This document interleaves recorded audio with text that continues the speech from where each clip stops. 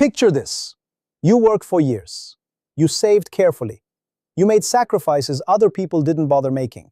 And one day you look at your account and the number finally says it. $1 million. You don't throw a party. You don't go buy a boat. You just sit there for a second and feel something you haven't felt in a long time. Like the ground under you is finally solid. Like you made it. So you do the smart thing. You put the money somewhere stable. You live off the interest. 4, maybe 5% a year. That's $40,000 to $50,000 coming in without you lifting a finger, without selling anything, without touching the principal. You think to yourself, this is it. This is what financial freedom actually feels like. And for a while, it really does feel that way. But then slowly, almost too slowly to notice, something starts to feel off. Not wrong exactly, just off. Like a song playing slightly out of tune. You can't name it right away, but it's there. And it keeps getting louder. That feeling has a name. And by the end of this video, you're going to understand exactly what it is and why it's quietly affecting a lot more people than just millionaires. Let's slow down and really live inside this scenario for a moment. You have $1 million. You are not being reckless with it. You're not day trading. You're not putting it into things you don't understand. You did everything the responsible way. The interest arrives every month like a quiet, reliable paycheck. With that money, you cover rent, groceries, health insurance, a dinner out here and there, maybe a weekend trip twice a year. Nothing lavish, nothing excessive, just a calm, comfortable life that feels completely sustainable. Year 1 is smooth. Year 2 still feels good. You sleep well. You're not checking your account out of anxiety. You're checking it out of satisfaction. But then year 3 arrives, and something shifts. The grocery run that used to come out to about $80 at checkout is now pushing $115. Your landlord sends a renewal notice and the rent went up. Not dramatically, but it went up. Your health insurance premium increased in January, again, and the copay at your doctor's office is higher than you remember it being. None of these changes are enormous on their own, but they're all moving in the same direction, up. And the interest coming in every month? Exactly the same as it was 2 years ago.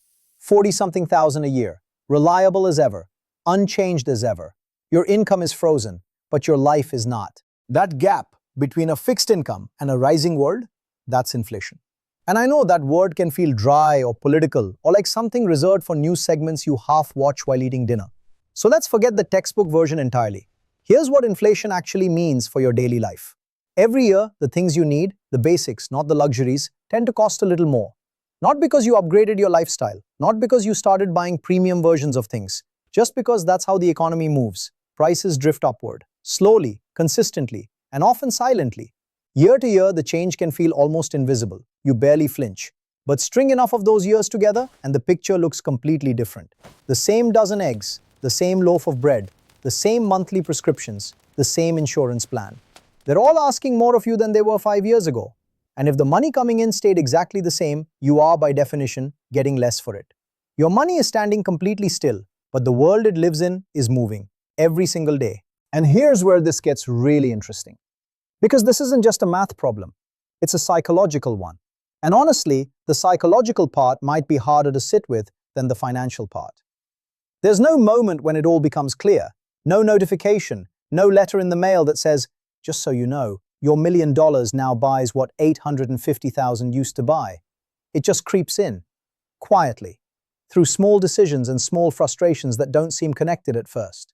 You start going to the cheaper grocery store without fully acknowledging why. You hold off on the car service a little longer than you normally would. You pause before booking a trip you would have booked without hesitation 2 years ago. And underneath all of it, there's this low-level hum of stress. Hard to locate, hard to explain, almost embarrassing to admit when you have $1 million sitting in an account. You catch yourself thinking, why does this feel harder? Nothing changed. I have the same money I've always had. So why does something feel tighter? That confusion is its own kind of weight. Because you didn't make bad decisions. You didn't panic and sell at the wrong time. You didn't overspend or stop paying attention. You did everything right. And it still feels like something is slipping through your fingers. That feeling is real. You're not imagining it. You're just misidentifying the source. Let me put some simple numbers around this so it really clicks. At 3% inflation per year, which is actually pretty modest historically, the purchasing power of your money drops by roughly half over 25 years. That might sound far away, so let's zoom in much closer. In just 5 years at 3%, something that cost $100 now costs about $116. That's 16% more. For the exact same thing, your electric bill, your gym membership, your kids' school supplies, your morning coffee on the way to wherever you're going. Now apply that 16% across every single expense in your life. Your interest income didn't grow by 16%. It's still the same number it was 5 years ago. So the math is simple, even if the feeling takes a while to arrive. You are quietly, gradually receiving less of everything. Not in a dramatic collapse, not in a crisis, just in a slow, steady erosion that happens whether you're paying attention or not. And you feel it in the smallest places first. You used to walk through a grocery store without really looking at prices. You trusted that whatever was in your cart was fine.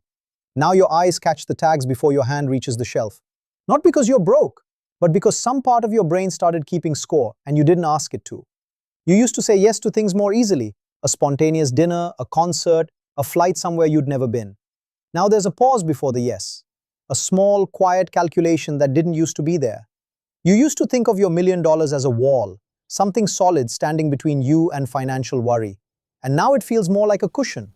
Still good, still real, but noticeably thinner than it was when you first sat down on it. Here's the thing I want you to actually carry with you after this video. Your money didn't shrink. The number in the account is identical. Nothing was taken. Nothing was lost in the traditional sense of the word.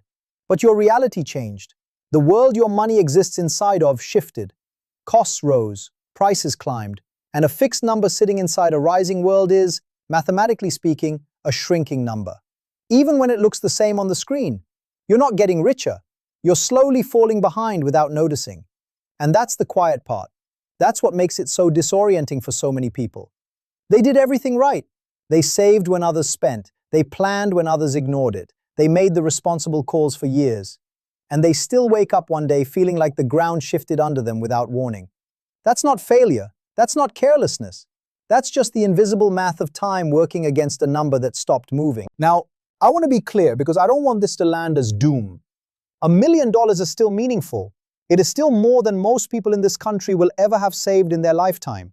It still creates options. It still buys time and breathing room in ways that genuinely matter. But the version of millionaire that lives in our cultural imagination, the one that means permanent ease, zero financial stress, set for life no matter what, that version was built in a different era. And it simply hasn't been updated to match where we are now. The number stayed the same. The world moved on without it. And once you see that clearly, something shifts in how you think. Not in a scary way, in a clarifying way. Because you stop treating money like a fixed destination and start treating it like something that has to keep moving to stay meaningful. So here's the question I'll leave you with today.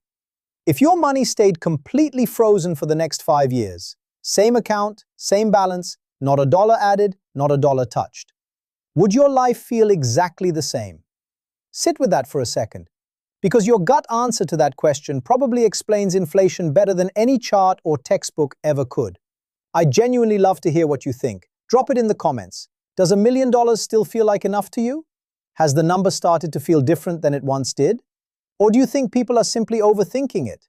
I read every single one, and I'll see you in the next one.